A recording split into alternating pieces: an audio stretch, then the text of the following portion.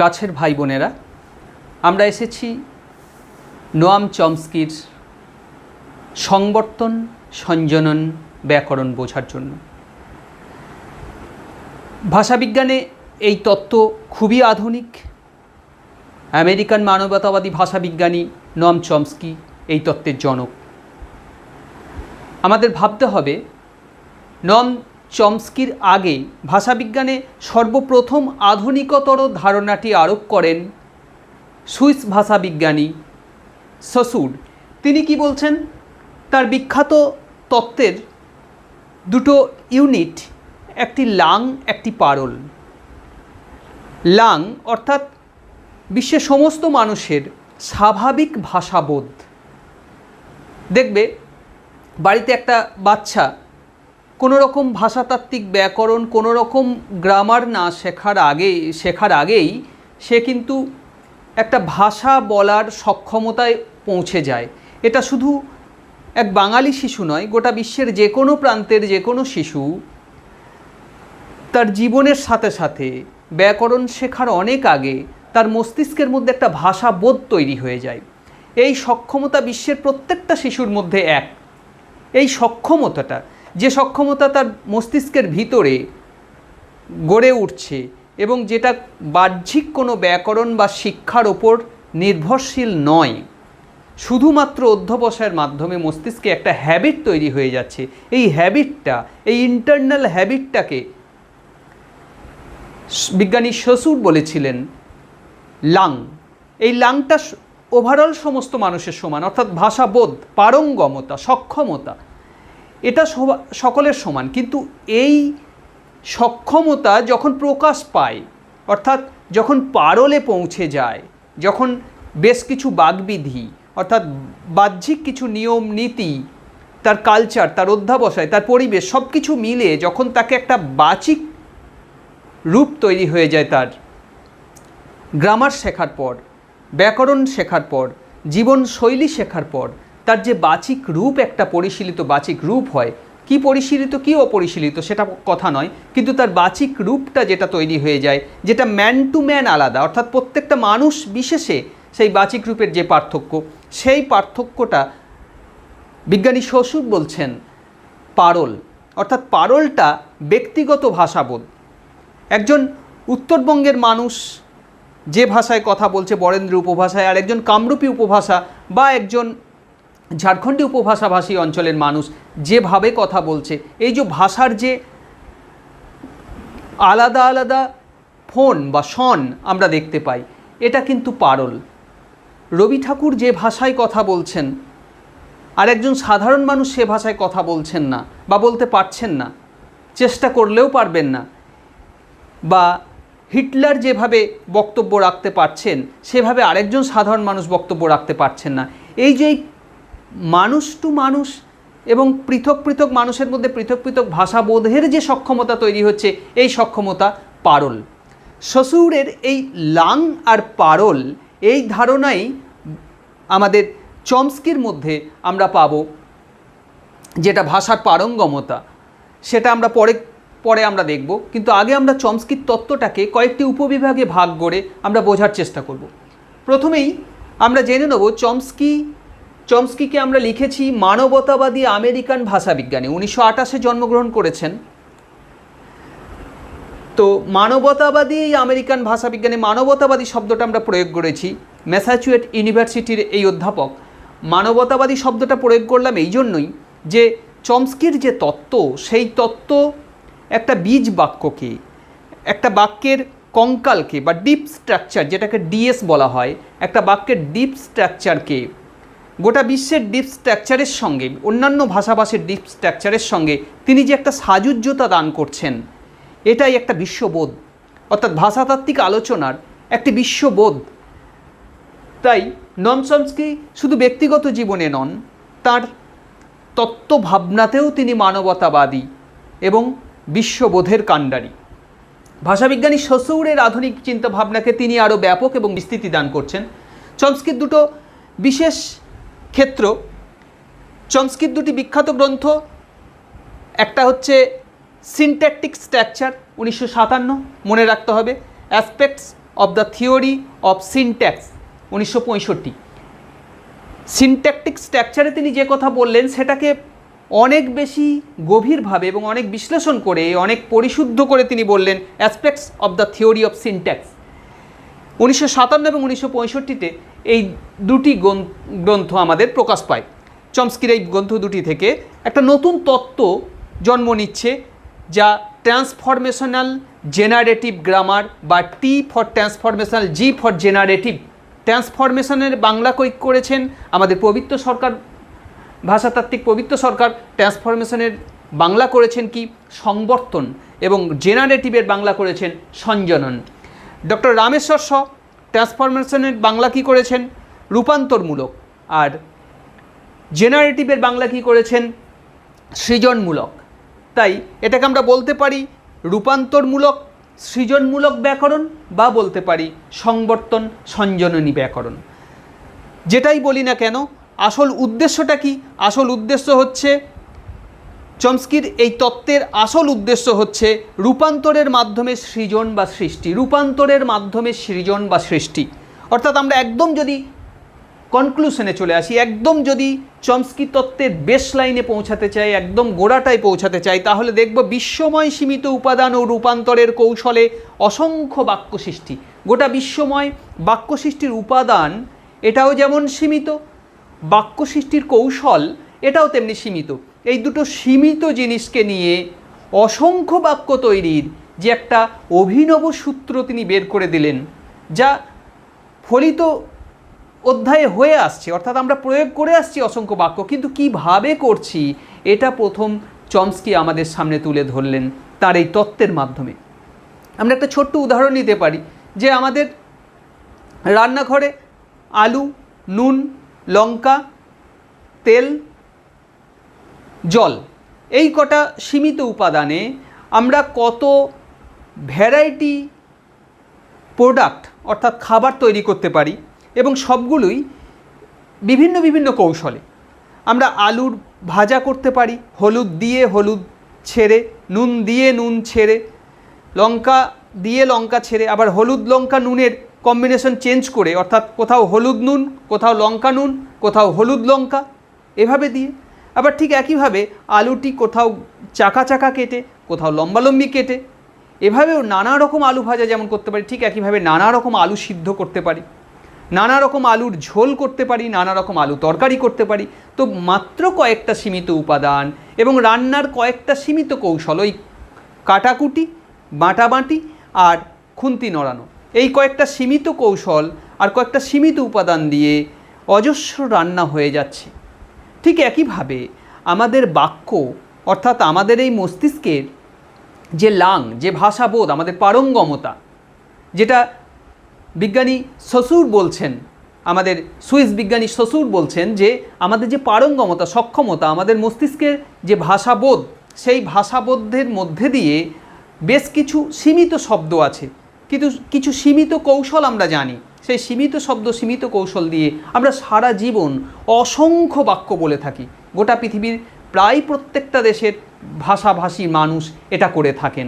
তাহলে এই সীমিত শব্দ, সীমিত পদ, সীমিত ভাষাবোধ দিয়ে, সীমিত শৈলী দিয়ে অসংখ্য বাক্য সৃষ্টির এই জেনারেটিভ গ্রামার তাই বিশ্বে এত বেশি চর্চিত, এত বেশি আলোচিত। আমরা পরের স্টেপে চলে যাচ্ছি, এই স্টেপ পেরিয়ে, যে কিভাবে আমাদের সংবর্তনের মাধ্যমে কিভাবে নতুন নতুন রিফরমেশন হচ্ছে, নতুন নতুন জেনারেশন হচ্ছে বাক্যের।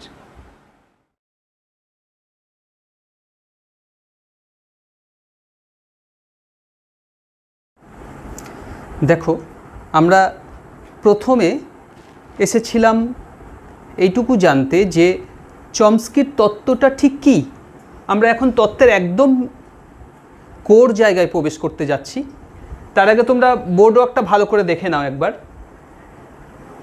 দেখো, আমরা একদম মাথায় যে সূত্রের মতো করে লিখেছি কয়েকটা ইংরেজি টার্ম, অ্যাব্রিভিয়েশন কয়েকটা লিখেছি, DS, PSR, এলআইআর, SS, PTR.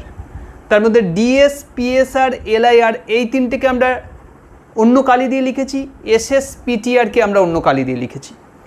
DS, PSR, এলআইআর এই তিনটেকে একসঙ্গে চমস্কির তত্ত্ব অনুযায়ী কম্পিটেন্স, অর্থাৎ আমাদের যে সসুরের তত্ত্ব অনুযায়ী আমরা যাকে লাং বলছি, সেই লাং অর্থাৎ আমাদের মস্তিষ্কের ভিতরে যে ভাষার একটা কেমিস্ট্রি চলছে, একটা রসায়নাগার মস্তিষ্কের ভিতরে, যে আমি যখন এই যে আমি তোমাদেরকে কথাটা বলছি, এর আগে আমার মস্তিষ্কে একটা কেমিস্ট্রি শুরু হয়ে যাচ্ছে, একটা রিয়াকশান শুরু হয়ে যাচ্ছে, যে রিয়াকশানের মধ্যে দিয়ে আমার মস্তিষ্কের বিভিন্ন জায়গা থেকে শব্দগুলোকে খুঁজে এনে যথাযথ জায়গায় বসিয়ে এক্সপ্রেস করা হচ্ছে, প্রকাশ করা হচ্ছে।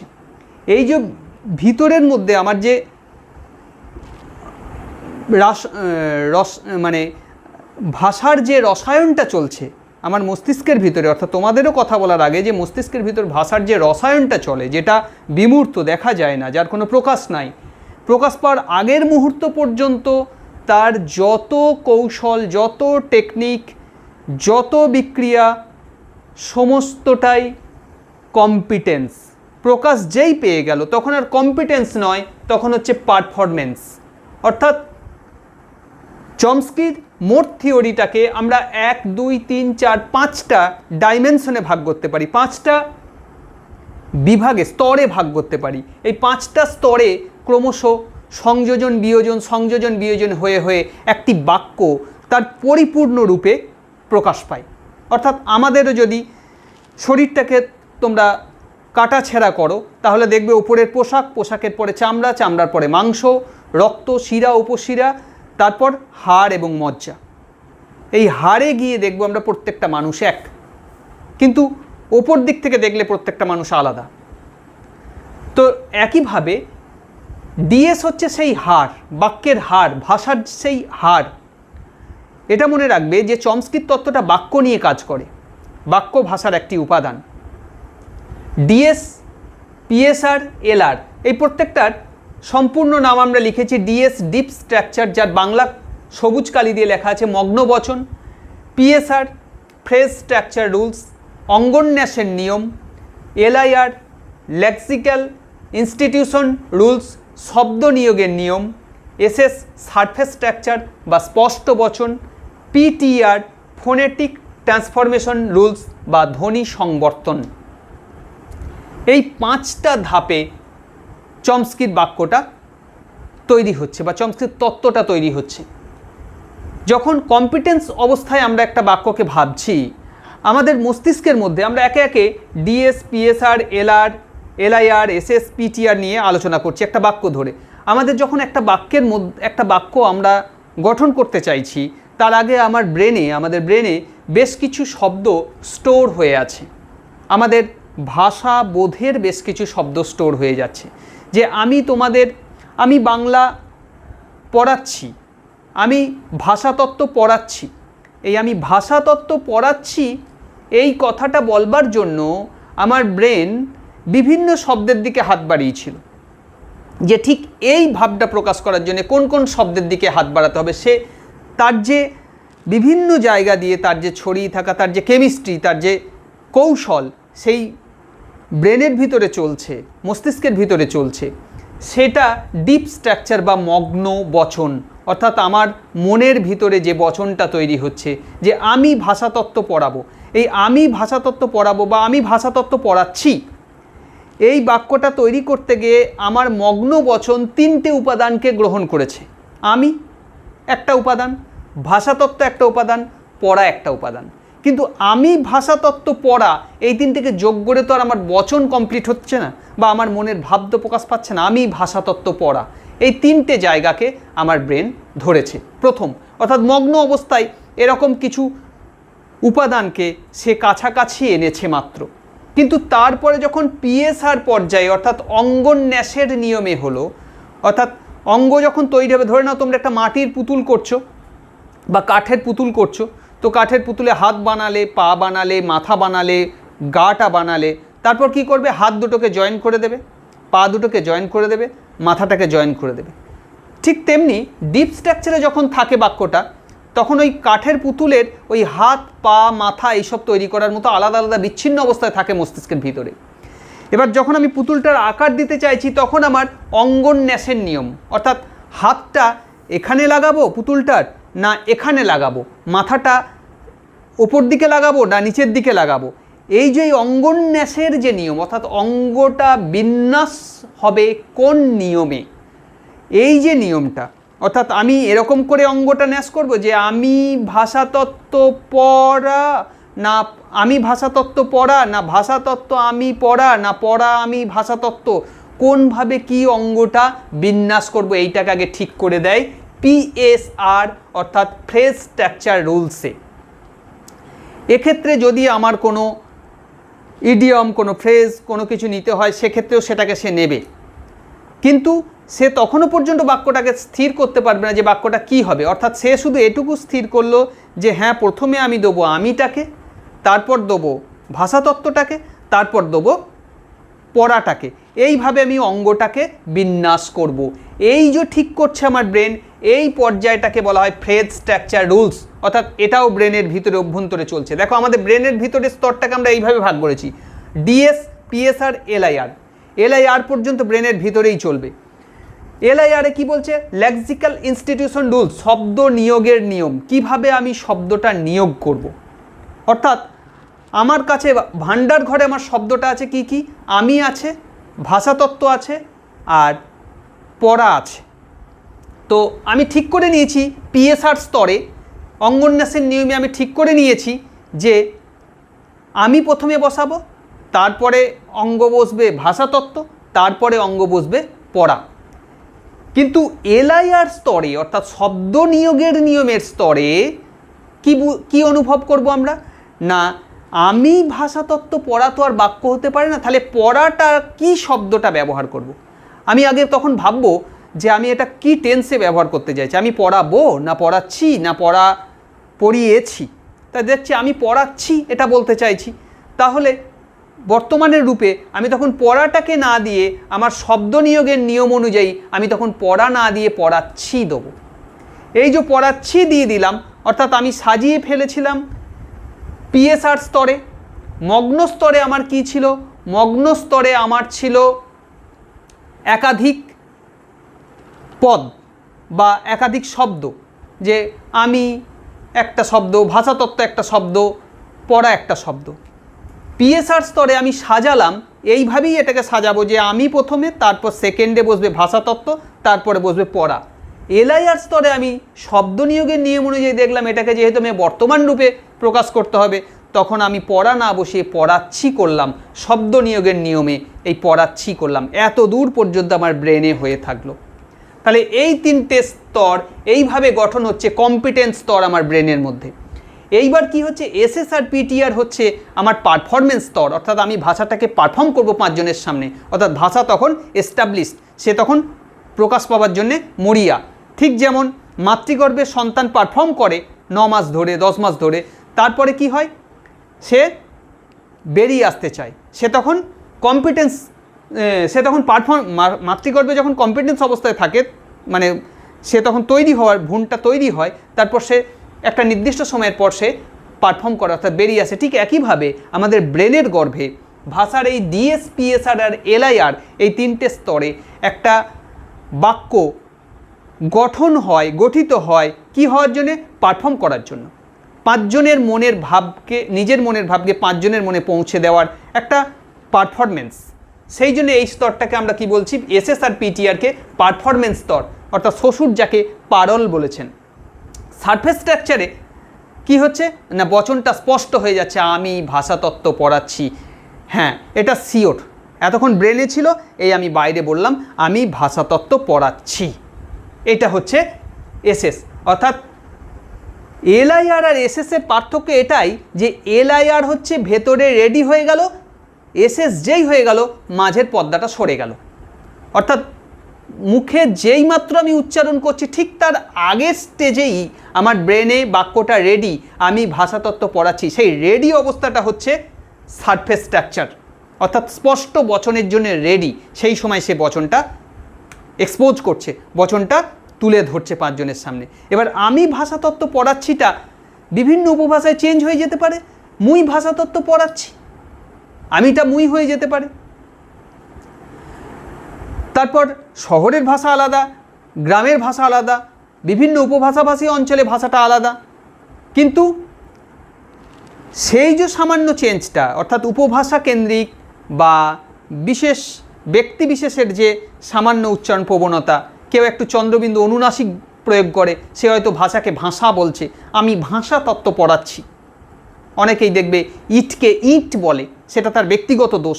এই ব্যক্তিগত দোষ ত্রুটি, উপভাষাগত যে ফোনেটিক পরিবর্তন বা শহর বা গ্রামের যে ফোনেটিক পরিবর্তন, শহরে যেটা বলে আমি যাইনি, গ্রামে সেটা বলে আমি যাই নাই, এই ধরনের যে ছোটোখাটো ফোনেটিক পরিবর্তন, এই ফোনেটিক পরিবর্তনটাকে আমরা বলছি phonetic transformation rules according to Noam Chomsky.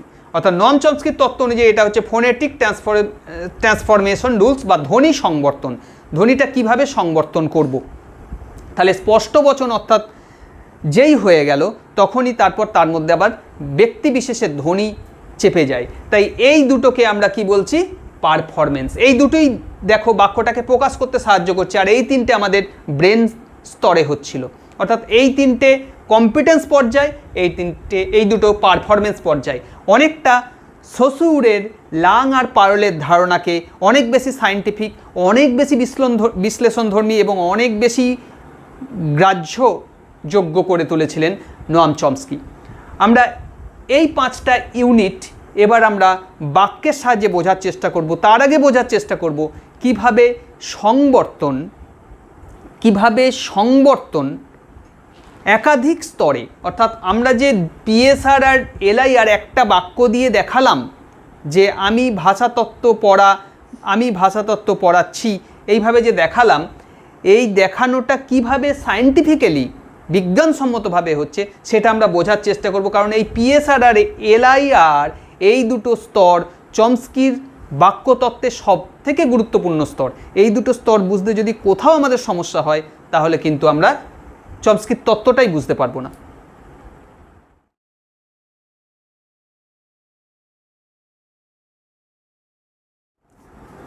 দেখো আমরা পরের ধাপে চলে এসেছি, বোর্ডটা ভালো করে দেখবে।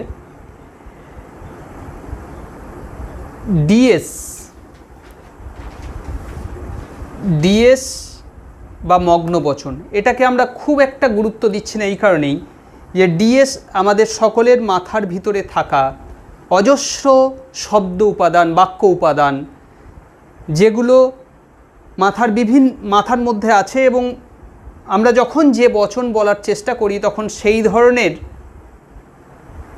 রসায়ন আমাদের মাথার মধ্যে হচ্ছে। অর্থাৎ আমি বাংলা লিখি এই কথাটা বলার জন্যে আমার মস্তিষ্ক একটা পুরুষকে নেবে আমি, একটা কর্মকে নেবে বাংলা, আর একটা ক্রিয়াকে নেবে লেখা।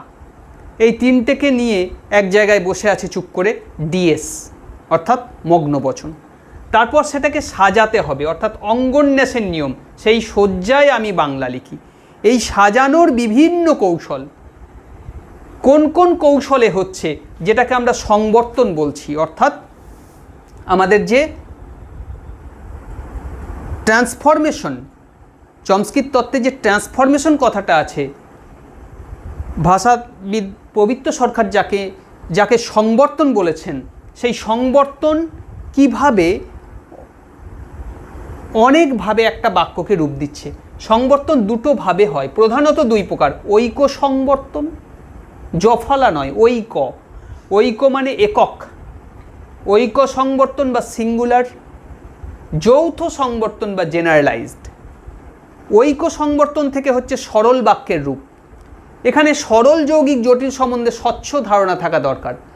আমি অন্য কোনো একটা ক্লাসে তোমাদের যখন বাক্যতত্ত্ব নিয়ে আলোচনা করব, বাক্যের গঠন নিয়ে আলোচনা করব, সেখানে দেখবে আমি খুব ডিটেইল আলোচনা করেছি সরল যৌগিক জটিল বাক্য নিয়ে। তো যদিও এই বিষয়ে প্রাথমিক ধ্যান ধারণা থাকা খুব দরকার। সরল মানে যার সমাপিকা ক্রিয়া একটা থাকবে এটুকু ভেবে নাও, যৌগিক বা জটিলের সমাপিকা ক্রিয়া একের বেশি থাকবে। যৌগিকের ক্ষেত্রে কি হবে, অবশ্যই সংযোজক অব্যয় উপস্থিত থাকবে। এই কয়েকটা একক দিয়ে বোঝার চেষ্টা করো সরল যৌগিক জটিল। ঐক সংবর্তন সবসময় সরল বাক্যের জন্ম দেবে, অর্থাৎ সেখানে সমাপিকা ক্রিয়া একটাই থাকবে। এই সরলের আবার তিনটে রূপ হবে, প্রশ্নরূপ, নেতিরূপ, ভাবরূপ। ধরে নিলাম আমি একটি বাক্য বলছি যে আমি বাংলা লিখি, এটা সরল বাক্য কেন না, এখানে সমাপিকা ক্রিয়া একটা আছে, লিখি। এটাকে আমরা প্রশ্ন সংবর্তনে করছি, আমি কি বাংলা লিখি। তাহলে নেতি সংবর্তনে কি করব, আমি কি বাংলা লিখি না। ভাব সংবর্তনে কি করব, ভাব বাচ্চে আমার বাংলা লেখা হয়। ঠিক একইভাবে আমি ভাব নেতি করতে পারি, আমার বাংলা লেখা হয় না। ভাব প্রশ্ন করতে পারি, আমার কি বাংলা লেখা হয়। ভাব প্রশ্ন নেতি করতে পারি, আমার কি বাংলা লেখা হয় না। তাহলে এখান থেকেই কটা জন্ম নিল, প্রশ্ন নেতি ভাব, আবার ভাব প্রশ্ন ভাব নেতি ভাব প্রশ্ন নেতি, তাহলে 3 3 6টা জন্ম নিল। শুধুমাত্র এই একটা বাক্যকে আমরা 6টা সংবর্তনের মাধ্যমে 6টা সংযোজন করতে পারলাম, অর্থাৎ 6 প্রকার সংবর্তনের মাধ্যমে একটা বাক্য হয়ে গেল 6 প্রকার সংযোজন। ভালো করে ভেবে দেখো। এবার যদি আমি পুরুষটাকে চেঞ্জ করে দিই, অর্থাৎ আমির জায়গায় তুমি, তাহলে আবার 6 প্রকার হলো। যদি আমি তুমির জায়গায় সে, অর্থাৎ প্রথম পুরুষ করে দিই, তাহলে আবার 6 প্রকার হয়ে গেল। আবার যদি লেখার জায়গায় অন্য কোনো ধাতু দিয়ে দিই, পড়া, তাহলে আবার 18 প্রকার হয়ে গেল। আবার যদি বর্তমান কালের জায়গায় অতীতকাল দিয়ে দিই, তাহলে আবার 36 প্রকার হয়ে গেল। যদি ভবিষ্যৎকাল দিই, আবার 18 প্রকার, অর্থাৎ 54 প্রকার হয়ে গেল। তাহলে একটা বাক্য এত ভ্যারাইটি হয়ে যাচ্ছে। শুধুমাত্র কি চেঞ্জ করছি আমি, কখনো প্রশ্ন নেতি ভাব আকারে লিখছি, কখনো পুরুষ চেঞ্জ করছি, কখনো কাল চেঞ্জ করছি, কখনো মূল ধাতুটা চেঞ্জ করছি। তাহলে এই সামান্য পরিবর্তনের ফলে একটা বাক্য কতভাবে সংযোজন হতে পারছে, কতভাবে সংবর্তনের মাধ্যমে সংযোজন হতে পারছে। এই যে আমি যখন প্রশ্ন সংবর্তন করতে যাচ্ছি, তখন আমি কি বাংলা লিখি, এই যে কিটাকে আনছি, সেটা কিন্তু আমার পিএসআর পর্যায়ের কাজ নয়, সেটা কিন্তু আমার পরের ধাপের কাজ, যেটা শব্দ সংযোগের নিয়ম হবে। সেই জায়গায় কিন্তু আমি ওই কিটাকে সংযোগ করছি, সেটা কিন্তু পিএসআর পর্যায়ের নয়। এটা গুলিয়ে ফেললে হবে না, কারণ আমরা ডিএসের পরে যে দুটো ধাপ, সেই দুটো ধাপকে পাশাপাশি আলোচনা করছি। আমাদের বোর্ডের যথেষ্ট জায়গা নাই বলে আমরা স্টেপ বাই স্টেপ আলোচনা করছি। আসলে এই দুটো আলোচনা পাশাপাশি করলে খুব বেটার হয়। আমি বাংলা লিখিটাকে তাহলে সরল টাইপে এতগুলো রূপ পেলে, ঠিক একইভাবে আমরা এটাকে জটিলে নেওয়ার চেষ্টা করি। যৌগিকে যেহেতু আমি বাংলা লিখিটাকে যৌগিক করতে গেলে আমাকে আরেকটি সমাপিকা ক্রিয়া আনতে হবে, তাই আমি আপাতত জটিল রূপে আনছি যে আমি যা লিখি তা বাংলা। এইটাকে যদি জটিলে করি, আমি যা লিখি তা বাংলা, তাহলে জটিল রূপ একটা হলো যেটা যৌথ সংবর্তন, এবং তার প্রশ্নরূপ কি, আমি যা লিখি তা কি বাংলা নয়। তার নেতি সংবর্তন, আমি যা লিখি তা কি বাংলা, এটা প্রশ্ন সংবর্তন। নেতি সংবর্তনে কি হচ্ছে, আমি যা লিখি তা কি বাংলা নয়। ভাব সংবর্তনে আমার যা লেখা হয় তা বাংলা, আমার যা লেখা হয় তা কি বাংলা নয়, আমার যা লেখা হয় তা কি বাংলা। এতগুলো সংবর্তন, এখানেও সেই একইভাবে তুমি যদি আমিটাকে চেঞ্জ করো, ভাবটাকে চেঞ্জ করো, এখানেও অনেকগুলো হবে। তাহলে তোমরা কি করবে, বাড়িতে একটা বাক্য নেবে। যেমন আমি একটা বাক্য নিয়ে তোমাদের দেখালাম যে তার সরল রূপে কতগুলো রূপ হচ্ছে। একটা বাক্যে এটা সরল রূপ, সরলের এটা একটা রূপ হলো। এরপর প্রশ্ন রূপ, আমি কি বাংলা লিখি, সেটা হলো সরল প্রশ্ন সংবর্তন। আমি কি বাংলা লিখি না, সরল নেতি সংবর্তন। আমার বাংলা লেখা হয়, সরল ভাব সংবর্তন। এবার আমার কি বাংলা লেখা হয় না, সরল ভাব নেতি সংবর্তন। আমার বাংলা লেখা হয় না, সরল ভাব নেতি সংবর্তন। আবার আমার কি বাংলা লেখা হয় না, সরল ভাব প্রশ্ন সংবর্তন। এমনি করে এইগুলো রূপ দাও, বাক্যটাকে চেঞ্জ করে দাও, লেখার জায়গায় খেলা করে দাও। সবসময় লেখাপড়া এসব ভালো লাগে না, মাঝে মাঝে খেলাধুলো করতে হবে। কি টিভি দেখা করে দাও, দেখো, বা খাওয়া দাওয়া, নানা রকম খাওয়া দাওয়া, তোমাদের প্রিয় খাবারটাই দিয়ে দাও। খেতে তো অনেকের ভালো লাগে, তো সেক্ষেত্রে বাক্যটাও করতে যদি খাওয়ার টানে টানে ভালো লেগে যায়, এরকম আর কি। তো এইভাবে আমরা বাক্য চেঞ্জ করে করে কি করতে পারি না, একাধিক বাক্যের ফরমেশন করতে পারি।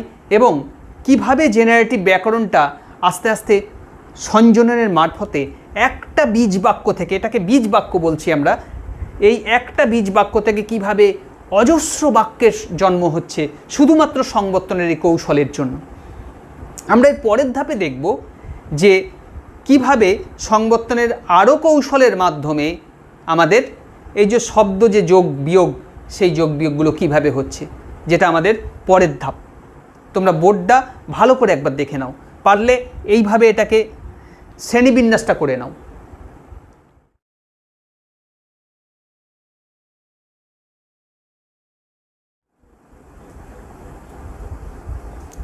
দেখো, আমরা LIR অর্থাৎ কম্পিটেন্স স্তরের একদম শেষের প্রান্তে পৌঁছে গেছি। আমরা দেখেছি যে আগের অর্থাৎ অঙ্গন্যাসের নিয়মে আমরা দেখেছি যে কিভাবে সরল, যৌগিক এবং জটিল এবং নেতি, প্রশ্ন, ভাব, এইভাবে কিভাবে একাধিক বাক্য সংযোজন হচ্ছে একাধিক সংবর্তন নিয়মের মাধ্যমে। LIRও একটা শব্দ নিয়োগের নিয়ম, যেখানে শব্দ যোগ বা বিয়োগের মাধ্যমে নিয়োগ হয়। কখনো স্থানান্তকরণ বা স্থান বদল, কখনো পরিবর্তন বা শব্দই বদল হয়ে যায় দিয়ে অন্য শব্দ আসে, কখনো বিলোপন বা শব্দ বাদ হয়ে যায়, কেউ আসে না, কখনো শব্দ যোগ, বাদ থেকে একটা শব্দ নতুন আসে। এইভাবে ভাবটা প্রকাশ হয়। আগে আমরা দেখছিলাম সরল, যৌগিক, জটিল, এখানে কিন্তু এই চারটে জায়গা প্রধান। যেটা আমি বাংলা লিখি, এই বাক্যটা দিয়ে আমরা বোঝার চেষ্টা করছি। আমি বাংলা লিখি, এটা একটা বাক্য। এই বাক্যটাকে যখন আমি স্থানান্তকরণ বা স্থান বদলে নিয়ে যাব, তখন আমি লিখি বাংলা, এই বাংলা লিখিটা পরস্পর স্থান বদল করলো। এক্ষেত্রে লেখাটাকে বেশি গুরুত্ব দেওয়া হচ্ছে, বাংলাটাকে কম। এক্ষেত্রে যেমন বাংলাটাকে গুরুত্ব দেওয়া হচ্ছিল, লেখাটাকে কম গুরুত্ব দেওয়া হচ্ছিল, এখানে কিন্তু স্থান বদল হয়ে গেল। এটা একটা নতুন ফরমেশন, নতুন একটা সংযোজন হলো, নতুন সংবর্তন ওয়েতে। এইখান থেকে এটা হচ্ছে সংবর্তন ওয়েটার নাম হচ্ছে স্থানান্তকরণ। অর্থাৎ স্থানান্তকরণ সংবর্তনের মাধ্যমে আমি বাংলা লিখি, এটা একটা নতুন রূপ হলো আমি লিখি বাংলা। ঠিক একইভাবে পরিবর্তন অর্থাৎ বদলের মাধ্যমে কি হচ্ছে, আমি পড়ি বাংলা। এখানে লিখিটাকে সম্পূর্ণভাবে বাদ দিয়ে পড়াটাকে আনা হলো, অর্থাৎ ধাতুটাকেই বাদ দিয়ে দেওয়া হলো, বদল করে দেওয়া হলো। তাহলে এই ক্ষেত্রে আমরা কি বলবো না, আমি বাংলা লিখি এই বীজ বাক্যটি পরিবর্তন সংবর্তন প্রক্রিয়ার মাধ্যমে জন্ম দিল নতুন একটি বাক্য, অর্থাৎ সংযোজন করলো নতুন একটি বাক্য, যার নাম আমি পড়ি বাংলা। ঠিক একইভাবে বিলোপন অর্থাৎ বিয়োগ, বিয়োগ কি, বাংলাটাকে বাদ দিয়ে আমি লিখি। এটা কি বলবো আমরা না, আমি বাংলা লিখি এই বীজ বাক্যটি বিলোপন সংবর্তনের মাধ্যমে জন্ম দিল আমি লিখি। আবার ঠিক চতুর্থ স্টেজে আমি খাতায় লিখি বাংলা। কিভাবে হচ্ছে, সংযোজনে। কি সংযোজন করলাম, খাতায়। তাহলে কি বলবো আমরা, আমি বাংলা লিখি এই বীজ বাক্যটি সংযোজন সংবর্তন প্রক্রিয়ায় জন্ম দিল একটি নতুন বাক্য আমি খাতায় লিখি বাংলা।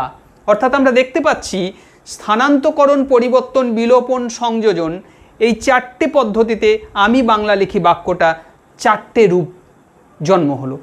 আমরা আগে যে সংবর্তনের মাধ্যমে পড়লাম, এক একটা স্টেজে দেখছি 18টা, 36টা, 54টা বাক্য হয়ে যাচ্ছে। অর্থাৎ সরলের 3টে রূপ, নেতি সংবর্তন, একটা প্রশ্ন সংবর্তন, একটা ভাব সংবর্তন। এই 3টে সংবর্তনের মাধ্যমে আবার যে 18টা রূপ পাচ্ছি, সেই 18টা রূপকে আবার আমরা এই 4টে ভাগে, অর্থাৎ 18, 4, 72, এই 72টা রূপে আমরা কি করতে পারি না, বাক্যর জন্ম দিতে পারি। কিভাবে, যে আমরা যে বাক্যটা লিখেছি এই বাক্যের আবার কি হবে, এই বাক্যের সরল রূপ, এইটা সরল বাক্য আমি বাংলা লিখি, এই সরল রূপের প্রশ্নরূপ কি, আমি কি বাংলা লিখি। এই আমি কি বাংলা লিখি বাক্যটাকে আবার 4টে ভাগে ভাগ করা যায়। কি, আমি কি বাংলা, আমি কি লিখি বাংলা, আমি কি পড়ি বাংলা, আমি কি লিখি, আমি কি খাতায় লিখি বাংলা। আবার এটা প্রশ্ন সংবর্তন না করে আমি এটা নেতি সংবর্তন, আমি বাংলা লিখি না বা আমি কি বাংলা লিখি না। তাহলে আমি কি বাংলা, আমি কি লিখি না বাংলা, আমি কি পড়ি না, বা আমি কি পড়ি না বাংলা, আমি কি লিখি না, আমি কি খাতায় লিখি না বাংলা। একাধিক হয়ে গেল। আবার ভাব সম্বর্তন যদি বলি, আমার বাংলা লেখা হয়, তাহলে আমার লেখা হয় বাংলা, আমার পড়া হয় বাংলা, আমার লেখা হয়, আমার খাতায় লেখা হয় বাংলা, সেক্ষেত্রে আবার একটা নতুন রূপ হয়ে যাচ্ছে। অর্থাৎ আগের যে রূপটা আমরা পড়লাম, ঠিক এর আগের ধাপে সংবর্তনের যে রূপটা আমরা পড়লাম, সেই সমস্ত রূপগুলোকে আবার 4 দিয়ে গুণ করলে এতগুলো রূপ পাওয়া যাবে। অর্থাৎ আমরা আগের যে একটা সরল বাক্যকে আমরা বিভিন্নভাবে ভাগ করেছিলাম, সরল প্রশ্ন, সরল নেতি, সরল ভাব, সরল প্রশ্ন নেতি, সরল ভাব নেতি, সেইগুলো সবগুলোই আবার প্রত্যেকটা 4 রকম হবে। অর্থাৎ এইভাবে একটা বাক্য অসংখ্য হয়ে যাচ্ছে। তাও তো আমরা এখনো পর্যন্ত আরেকটা কথা বললাম না, যে কাল পরিবর্তন বা পুরুষ পরিবর্তন। অর্থাৎ এখানে আবার যদি আমিটা পরিবর্তন করে তুমি করি, তাহলে আবার 4টে রূপ। কালটা পরিবর্তন করে যদি লিখবো বলি, আবার 4টে রূপ। লিখেছি বলি, আবার 4টে রূপ। এইভাবে রূপ বেড়ে যাচ্ছে। তাহলে এইভাবেই সংবর্তনের মাধ্যমে নতুন নতুন সঞ্জনন হয়ে আমাদের ব্রেনের কাছে এক একটা বাক্য একদম রেডি থাকে কি করার জন্যে? প্রকাশ করার জন্যে, অর্থাৎ পারফর্ম করার জন্যে। তাহলে কম্পিটেন্স স্তরে এইভাবেই আমাদের একটা বীজ বাক্য থেকে বা একটা বীজ বাক্যের উপাদান থেকে অজস্র শয়ে শয়ে বাক্য ফরমেশন হয়, শয়ে শয়ে বাক্য জেনারেশন হয়। এই জন্যই এই গ্রামারটাকে বলা হয় জেনারেটিভ গ্রামার। আর সংবর্তনের মাধ্যমে হয়, সেই জন্যই এটা সংবর্তন সঞ্জননী। সংবর্তনের মাধ্যমে হয় বলি, অর্থাৎ ট্রান্সফরমেশনের মাধ্যমে হয় বলি ট্রান্সফরমেশন এবং জেনারেশন, তার মানে টিজি গ্রামার, সংক্ষেপে টিজি গ্রামার, বাংলায় সংবর্তন সঞ্জনন। তাহলে এইভাবে আমরা এই 3টে স্তরে আমরা যেটা জানলাম, সেটা হচ্ছে আমাদের মস্তিষ্কের মধ্যে যে ভাষার কেমিস্ট্রি চলে, সেই কেমিস্ট্রিটা প্রকাশ হওয়ার ঠিক আগের মুহূর্ত পর্যন্ত কিভাবে শয়ে শয়ে বাক্যের জন্ম দেয়, সেই ব্যাপারটা আমরা দেখলাম। আমরা পরের ক্লাসে দেখব যে কিভাবে একটা বাক্য প্রকাশ পাচ্ছে একদম এসএসের মাধ্যমে বা ফোনেটিক ট্রান্সফরমেশনের মাধ্যমে, কিভাবে একটা বাক্য নতুনভাবে প্রকাশ পাচ্ছে একদম মুখ দিয়ে যে ফোনটা উচ্চারণ হচ্ছে সেই ফোনটা। অর্থাৎ আমি তোমাদের সঙ্গে এতক্ষণ যে বাক্যগুলো বললাম বোঝানোর জন্য, সেই বাক্যগুলো সবই আসলে আমার মাথার মধ্যে তৈরি হচ্ছে এই 5টা সূত্রের মধ্যে দিয়ে। প্রথমে আমার 3টে সূত্রের মধ্যে দিয়ে LIR পর্যন্ত আমার মস্তিষ্কে তৈরি হয়েছিল, তারপর আমার বাকি 2টো স্তরের মধ্যে দিয়ে আমি প্রকাশ করছি, অর্থাৎ পারফর্ম করছি। তোমরা সবাই সারাদিনে যে ভাষাগুলো পারফর্ম করো, এবার প্রতিদিন ভাবতে শুরু করবে আমি যে বাক্যটা বললাম এই বাক্যের বীজ বাক্য কী, আমি যে বাক্যটা বললাম এই বাক্যটাকে কটা ভাবে ভাগ করতে পারবো। এইভাবে তোমরা যত অ্যাপ্লাইড গ্রামার বাড়িতে অনুশীলন করবে, তত দেখবে চমস্কির তত্ত্ব তোমাদের কাছে অনেক অনেক সহজবোধ্য হয়ে গেছে। আমি তোমাদের বিশেষ করে মাস্টার ডিগ্রি ছেলে মেয়েদের বলছি, তোমাদের ব্যাকরণগত জায়গার যত যত দুর্বোধ্য বা অপেক্ষাকৃত কঠিন মনে হয় তোমাদেরকে, সেইগুলো যতটা সম্ভব আমি অন্য অন্য ক্লাসে সবটাই তোমাদেরকে সহজ করে দেওয়ার চেষ্টা করব। তোমরা চেষ্টা করো ক্লাসগুলো ভালোভাবে অনুভব করার এবং পরবর্তী ক্লাসের জন্য অপেক্ষা করো। আরেকটা জিনিস, যে তোমাদের কোথাও যদি কোনো সমস্যা থেকে থাকে অবশ্যই টেক্সট মেসেজ করো, আমি চেষ্টা করব তোমাদের সেই সমস্যা মোতাবেক সমাধান করে দিতে। ভালো থেকো, পড়াশোনার মধ্যে থেকো।